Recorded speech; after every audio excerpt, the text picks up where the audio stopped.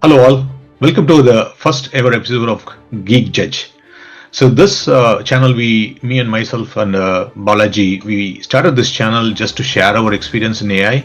We know that AI is becoming a part of everyone's life, and especially for people who are in the technology, right? So, and me and Balaji has been speaking about this one. We have a Tamil channel, actually two channels, one Solvanam and another Talk Judge, specifically covering these topics and other topics on technology, society, and also about literature. But this one we wanted to start specifically about AI and technology and how we can use technology and how it is becoming a part of ours, right? So technology has been part of technology people, but is it going to be the part of everyone's life is what we want to seek. So this Geek Judge is move towards that. We would like to take this to the next step where we are trying to enable people with what we have studied, what we have learned, and see if we can share that. We don't have a particular agenda, but we will try to cover as much as we are studying in terms of technology, in terms of what we know from learned in our work, and how we are applying some of these technologies in our work. So without much ado, I'll also welcome my partner in crime, Balaji. Balaji, welcome to the show.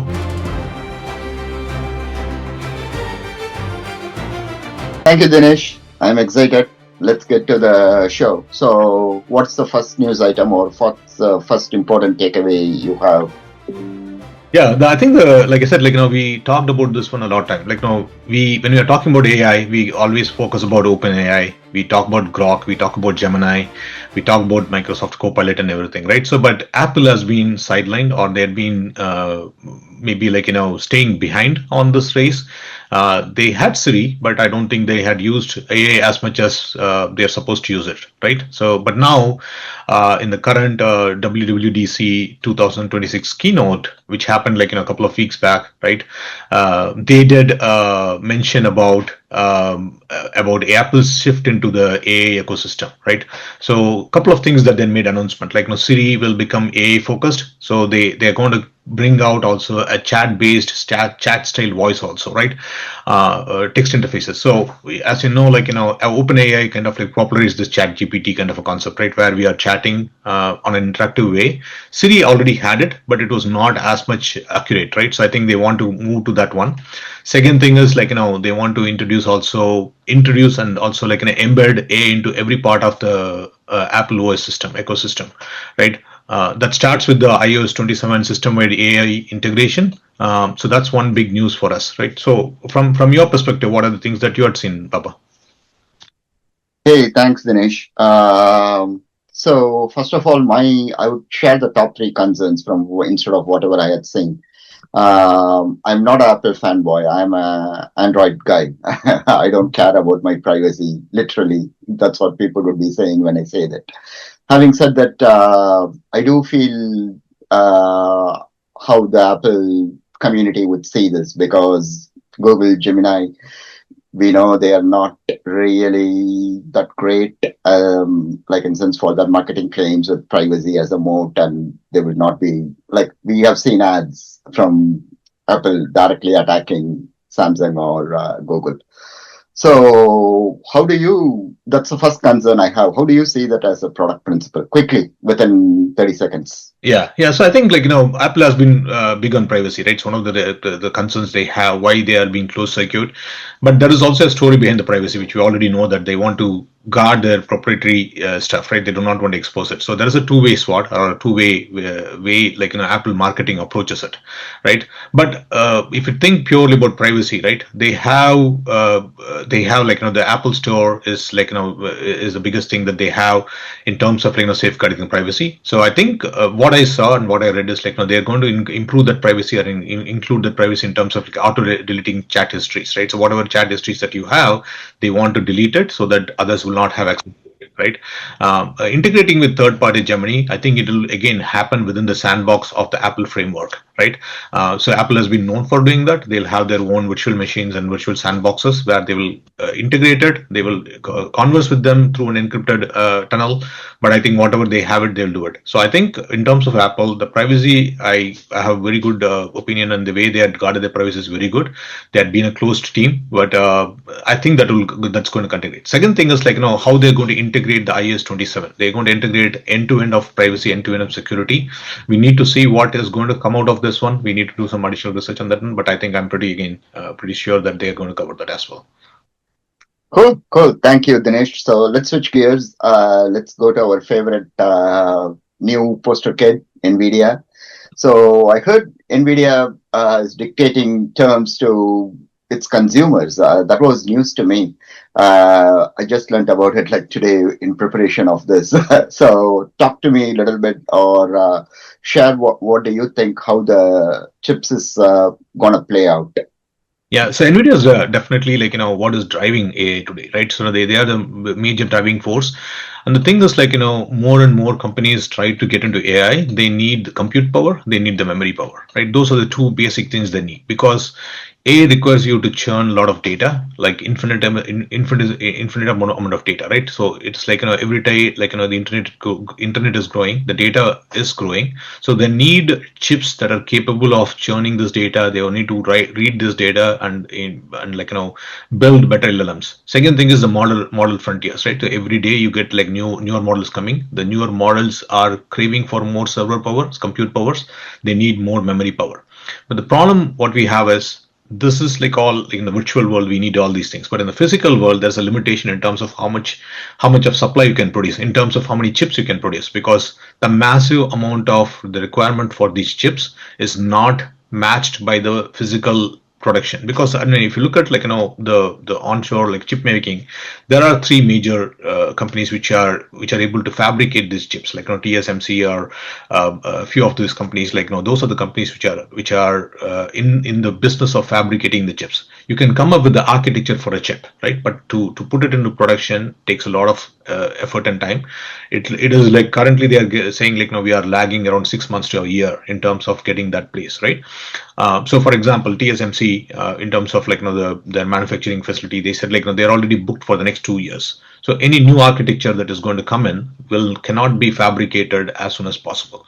That's one thing. Second thing is the massive amount of memory. So right, compute power, if you think about what NVIDIA is doing the GPUs and Google is doing the TPUs, we are able to catch up from the compute power of it. But if you think about the memory is the biggest concern, because these memory chips, you need a lot of memory for keeping these things, massive amount of data into the memory and start processing them, right? So what is happening is these AE chips are consuming the memory market as much as possible. So most of this manufacturing, the memory chip marketing, they're focusing on AA related high efficiency memory chips, right? So they are not generating enough for example, your mobile phones, or they're not generating enough for your regular data center memories. So there is a larger demand for memory. So if you think about the demand for chips, you can break it into, there is a demand for the compute part of the chips, which I think we are able to kind of get there. But in terms of memory, there is a huge lag, and that's what NVIDIA is studying, right? So they want to place the orders, they have the technology, but the physical fabrication is preventing them from going there. Cool. So I know this is not a follow-up question, but anyway, let me post it to our next topic. So who do you think would win the platform raise? We have 5 kind of companies, right? We have the model companies, which I may be calling OpenAI, Cloud, etc. We have device companies, Apple. We have cloud providers. AWS is my favorite, my bread and butter these days. Chip companies, we have NVIDIA and others. And then there is the data owners, right? Which is a segment I think not many are touching. Nobody wants to touch them. What do you think how it's going to play out? Don't tell the simple answer of everybody's going to win. No, we can definitely. Thanks for the question. We can definitely break it down, right? So usually, the big AI technology companies, right? And if you think about that one, Meta, they have their own data center. Google has their own data center. Amazon has their own data center, right? But the things companies like Anthropic, which don't have their own data centers, and Microsoft has their own data centers as well. So the ones which have their own data centers, they are going to feel less of a pinch, because since they own their own data centers, they're able to shift their memory utilization and compute utilization to focus more on AI, and they can leverage some of the smaller batch and regular job work to the smaller chip segments, right? But if you think about companies like OpenAI and Anthropic, or any of these cloud companies or AI companies which needs those compute power, they need to advance their model. For that, they need this advanced compute power. They also need additional memory. They are at the mercy of these data centers. So like I said, the price of these chips has gone up. The price of hosting those chips for companies like AWS and like even Google cloud providers, they're all increased also, right? So that's a double whammy for these companies. So we'll talk about like how this is impacting. So from an architectural perspective, what architects are thinking, like now this is a great time to be an architect, right? So you start thinking about how do you save server power, how do you save memory power, how do you re-architect some of your AI stuff, how do you re-architect your existing batch and legacy stuff to use lesser compute and lesser memory, right? So those are happening in parallel, but overall, you think that it's overall, but I think some of these companies like Meta and Google, they're able to bite into that because they own their data centers. Cool. Cool. Let's switch gears. It's going to be once again a very black and white question. Are we entering an era in which compute access matters more than software talent? Software talent, it used to be the resources, it used to be the smartest folks, it used to be the Andrew Karpathy. Hey, but now are we thinking, yeah, Andrew Karpathy is important for marketing, but not for development. It's just the compute access. You know what I mean? What's your take Yeah. on this? Yeah, very very good question, right? So this is a burning question for a lot of people, right? The gap between a most experienced developer versus a least experienced developer is like kind of like shortening, right? So that's the biggest issue, right? If a person has 20 years of experience versus a person who has like 2 years of experience, or even a kid who is coming out of college, he might have more exposure to AI than somebody who has like 20 years of experience who is trying to code it. But like I said, these architects who have better knowledge about the system, where they are looking for ways to squeeze efficiency, that comes with experience, right? Can an AI replace it? Probably in the future, but today it's not, right? So right now there is a good need for these kind of sound architects who can look at the efficiency and everything. But the alarming thing is that that gap is still getting shrunk every day. Every day now that keeps shrinking, right? So now that takes us to the interesting point of like why these layoffs are happening, right? So if you think about think about, and I think that's our third topic, so I kind of ease into that one, is that so far we are almost like 120K employees, IT employees been laid off, right? The latest being last week Meta announced the second another round of layoff with 8,000 people. But there is an interesting take to that, right? They say that when they are laying this off, they're not saying that they got more productivity, right? So that's a bottom line that we need to look at, that these companies are laying off not because they think that they already achieved better productivity, because productivity is very subjective, right? They do not have a clear measure of how to measure productivity, right? So there's no clear metric, right? There are companies who are trying to measure their adoption of AI. They're trying to see how the productivity has increased. But the sad story is, if you've seen that Harvard Business Review article and some of the other articles in some of the popular magazines, they've been very clear in saying that there is no measure for productivity. So what is driving these layoffs? What is driving this layoff is actually cost cutting, right? So I think that's where I need to bring in Sridhar Vembu. He had a very recent interview. We'll link it to it. He was very spot on, right? What he's saying is why people are laying off is not to say that we are releasing better productivity, but to say that we are laying off people to cut cost. Because the cost of, like we talked about Anthropic and other companies like OpenAI, for example, right? They are now have to pay 3x to 5x the times money for the same server farm for the same memory farms, right? Because the memory prices increase because there's a competition to get into the most best compute, the most bred memory, right? So there is high competition, they have to pay more. So think about Meta. What is the thing that they can really control? So they cannot control the price of chip because it has a global supply chain. There are three manufacturers, like I said. You need to rely on a few companies, Huawei, Nvidia, and probably AMD, and like you have Google TPUs and stuff like that. Right now, there are like a handful of companies where you can rely on this chip. So they are controlling the market, and again, they are dependent on the supply chain of memory fabrication. So it's a kind of a chain event.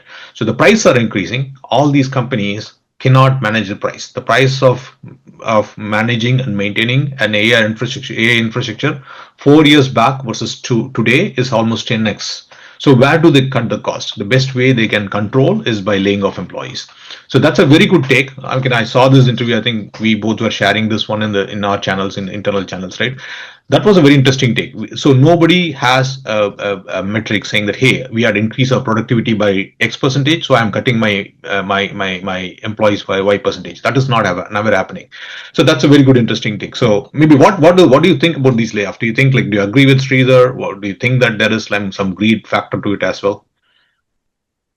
Thanks. This is one topic in which I could go on and on and on. Not Apple, not Nvidia. Apple, as I said, is not my forte. Chips is not my background. I think, let me give a controversial opinion. AI makes mediocre engineers